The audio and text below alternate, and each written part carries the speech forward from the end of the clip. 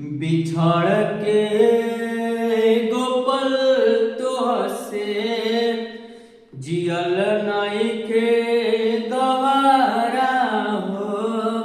कह कैसे उमर भरला सनम करब गुजारा हो।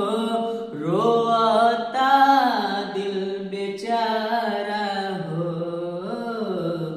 होई प्यार न दुबारा हो।